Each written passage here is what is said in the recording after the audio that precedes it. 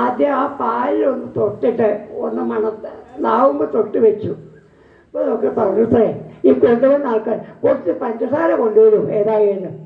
ആ പഞ്ചസാര കൊണ്ടുവരാൻ വേണ്ടി പറഞ്ഞു. പഞ്ചസാര കൊണ്ടുവന്നു. അതിലൊന്നിട്ട് കലക്കിക്കോളും എന്ന് പറഞ്ഞു. കലക്കി കൊടുത്തു.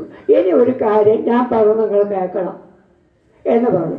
ഈ പിന്നെ പാല് വിക്രമാദിത്യ രാജാവ് കൊടുക്കൂ, വിക്രമാദിത്യന് കൊടുക്കൂ എന്ന് പറഞ്ഞു. അദ്ദേഹത്തോട് കഴിക്കാനും പറയുമെന്ന് പറഞ്ഞു. പറഞ്ഞ മാതിരി ഇവർ കൊടുത്തു. എന്താ സംഭവം എന്നറിയില്ലല്ലോ. വിക്രമാദിത്യൻ അത് കഴിച്ചു. അത് കഴിച്ചിട്ട് പറഞ്ഞിട്ടേ ആ വിക്രമാദിത്യൻ ആ പണ്ഡിതൻ പറഞ്ഞു എന്നാണ് പറഞ്ഞത്. ഇതൊരു ലിഖിതമായ കഥയല്ല എങ്കിലും ഭക്തനോട് ഇത് പറയണം. കാരണം എന്ന് വെച്ചാൽ നമ്മുടെ മനുഷ്യരെ മനസ്സിലാക്കണം എന്നുകൂടി ഇവിടെ നിങ്ങൾക്ക് മനസ്സിലാക്കാൻ സാധിക്കട്ടെ എന്ന ഉദ്ദേശത്തോടെ പറഞ്ഞു. അവിടെ കൊണ്ട് അദ്ദേഹം കഴിച്ചു. അദ്ദേഹം കഴിച്ച ഉടനെ പറഞ്ഞത്രേ ഇത് അദ്ദേഹത്തെ എൻ്റെ സദസ്സിലെ ഒരു ആളായിട്ട് നവരത്നങ്ങൾ എന്നാണ് പറയാ വിക്രമാദിത്യ സദസ്സിലെ പ്രകടനെ അതിൽ ഒരാളായിട്ട് ഈ കാളിദാസനെ അപ്പോയിൻ്റ് ചെയ്തോളൂ പറയണം.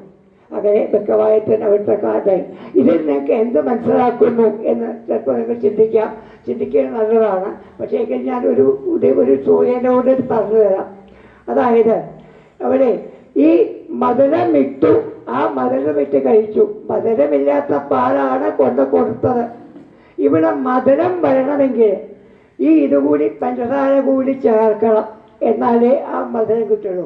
ഇതേപോലെയുള്ള പണ്ഡിത സദസ്സിലെ ഈ മാധുര്യമില്ലാത്തവരുണ്ടാവാലോ.